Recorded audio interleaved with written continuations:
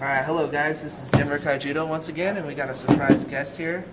Hi, I'm Wendy Weilbacher, or Hi. soon to be Miss Wendy Nagel, I guess. And she wanted to play some Kaijudo with us, and she's visiting from out of town from...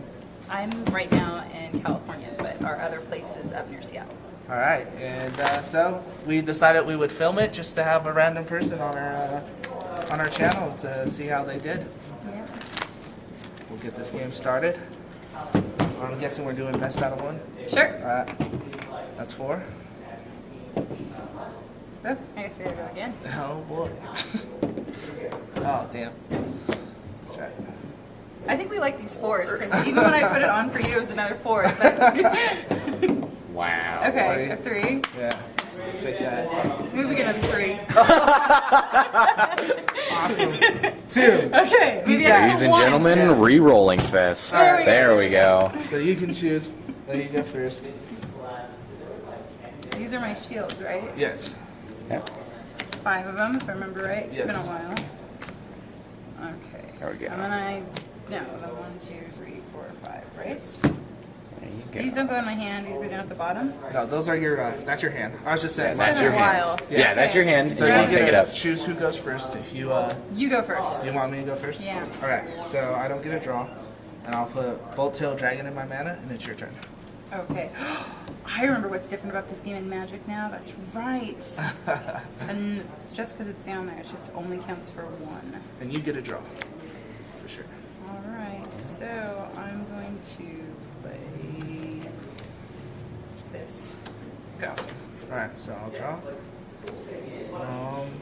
I'll put Sun Shock in mana Yeah. and play Sunstock Seed. Okay. Alright, your turn. I'm up. I'll look at it later. Take this. I'm actually going to play that. Down here, turn, and I'm going to do this. Alright, so I get to choose, That'll discard. and I'll put Comet Missile in my graveyard. This There is my goes your graveyard. graveyard. Because that Alright, was a spell. so then I'll go draw. Yay. I'll put another Bolt Tail, and it's your turn. Mm-hmm. Okay. No Star Lanterns? Let's see. Yeah, no Star Lanterns. I guess I'm gonna do this. Alright. Another spell. Alright, and then I have to discard another card. Mm-hmm. Alright, I'm loving pass it. it around. Okay. Then I'll draw. Great. Put Grand Guru in my mana. Tap 4 for Geoflame. And hit your middle shield.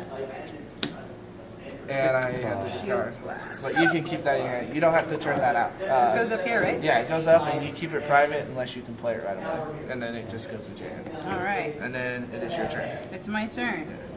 Okay. So, going to draw. I'm going to play. But now, which one do I want to do? How many you got in your hand right now? I only have 1. Only have 1? Okay. Still playing I mana. think I might do... I'm going to do this. I'm going to turn. I'm going to make you get rid of the last card in your hand. Awesome. Yeah. Alright. Alright, my turn. Yep. Draw. I'll tap 4 for Keeper of Clouds. Your turn. Alright. Make you play off your top deck, huh? Yes. That's what's going to end up happening. Alright. So... which one do I want to do?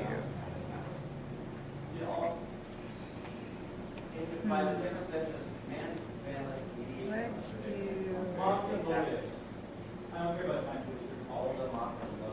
Okay. 1, 2, 3, 4, 5. I've got enough. I'll make the tap 4. There we go. Awesome. Got my first creature out. That's a good creature there. So, my turn? Yeah. Alright, I'll draw. I'll put this in my mana. And I'll let you go. I'm glad you put in your mana rather than up at the top. I didn't have enough. And I don't want you discarding more cards. I'm hoping I find more of that card, actually. I think that's all 3 of them, so you're done with those. But you still have fumes in your deck that can make me discard. So 1, 2 of them. 2. How's the battery? It's doing good. Alright, cool. 5. It's a card I want to play, but I need more. Okay. So he's been trying. Do you want to put the 9 anti-card so you put nothing in? And try to I think I'm going to play. I'm going to play this. So here and Okay. there. Yeah, it's gone. Yep. Do you want to Uh, attack? I yeah. can't block. You can go straight into my shields. Because of its attacks. Yeah. And I Oh, can't you're right. I attack. am good. Yeah. Go for it. So what shield do you want to break? Start from the outside. Work our way in. Okay. Then I'll draw.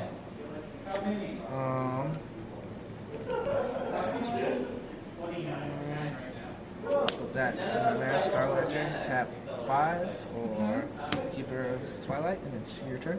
My turn. Okay, so I think now I finally have 7. So 1, 2, 3, 6, 7. Yep, I got 7. Cool. So you get to choose which creature you want to destroy. Let's get rid of this one. Alright. And then that goes into your graveyard. And then now it's your attack step. This again. Alright, what shield? Outside work in. Alright. Alright. Do you want to attack with him or keep him there? Nothing on the field strong enough to kill him. If I attack with this one though, because it says, It's a double breaker. It breaks 2 shields at once. now is this similar to Magic where you can use 2 things against it No. to block it? Alright, then let's go. Alright, so I will take those 2 shields that come in. Alright. Okay. Alright.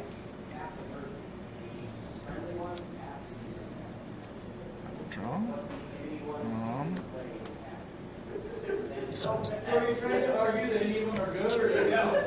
I will put Comet Missile in my mana. And They all just mix it right at it. They were all I will play Gear Flame and hit that shield. Alright. Double breaker. This creature breaks 2 shield creature. Yeah, that's the same thing as him, and it just stays in your hand. Okay. And it's your turn. I'm up. Yeah. You don't have to explain it. When it It's goes, your secret card. when they go from here directly to here, what does that happen? Only if you activate, like, if this is a shield blast, Right. you can play it right away, and then it goes straight there, and it does its effect. Got it. Ooh, I think I'm gonna play this. Let's see, I think I have enough. 1, Pumping it up, getting 2, excited. 3, 4, 5, 6, 7. I got enough. All right. And who do you want to kill? Ooh. I want to definitely go with this. Well, you have to kill something with him. You want him. Well, let's kill the big guy All right. first. Yes. And then, Now, do this. all right. Last one left. Sounds good. Okay. And I think can I still have part of an attack phase or is it done? Yeah, it's good. And I have to block, so. Okay. All right. All right. Here we go. And I got the cards I needed a turn too late. Uh-oh. It's game, but I'll play Bowtail Dragon, Okay. and he can attack right off the start. It's got First like attack. perfect. I'll knock him. This one's gonna go. Yeah. But it's And still then your game. turn. I'm up. Okay. So I think what I'm going to do.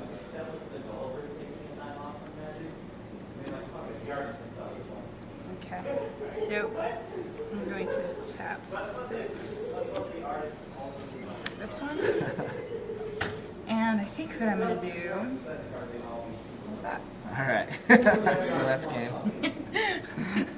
All right. All right. So that was a fun little, just awesome bringing a guest in and seeing how she played and everything. She apparently has played this game before. Once, Where were you? twice. Twice? We were going out to dinner, and it was just after I think that they were releasing a set. So I was kind of the guinea pig just to see how. Oh, hi. Okay, so there was some miscommunication. I did a little hand movement, and my friend Justin decided to cut off my screen. So we're gonna get this interview done. So this is. Hi, my name's Wendy Wildbacher. It's nice to meet you guys. My husband works for Wizards. All right, and she got to play me, and she's apparently played this game before. She totally handed me my butt. So it was an awesome experience, and how did it make you feel? How did I enjoy the game? Yeah, how'd you enjoy that? It was pretty neat because I haven't played Kaijudo in a while. We've been sticking mostly to playing Magic back at home, the last few months when we get together. But it was kind of like a little refresher course. I almost wish I got to play you one match before, so that way it kind of refreshed the way the game works before we went on to play. But that was actually a pretty neat game. I'm glad I won. That would be pretty embarrassing if I didn't, right? It was really awesome. I was actually pretty happy that you did win. It definitely shows other people that even like just beginning the game, it can still be fun and people can still win and everything. Right. So I think some of the best strategies I had made in the game early on was when I had my first few cards in my hand, my opening deck of 5, I had a couple 7s that were in it, and I had decided instead of holding on to them because they were pretty awesome cards, going ahead and like dropping it into my mana zone, because I knew it was going to take many plays for me to be able to get it, and it would be better to throw something else in my hand instead. Yeah, for sure. But I think by making those decisions or figuring out how do I just get rid of your shields as fast as possible, or making you discard your cards so you had no arsenal anymore, I think was the only reason why I did win. Had I not had those cards, what was it? It's like a tiny... You had Spectre Claw. It was like this great little card. 3 right? in 2 turns. It was wonderful, but had it not been shuffled that way, I don't know how, I was just lucky enough to be able to draw it, but had it not gone that way, I totally would have lost. They're balanced out decks, and a lot of people have seen this deck already win.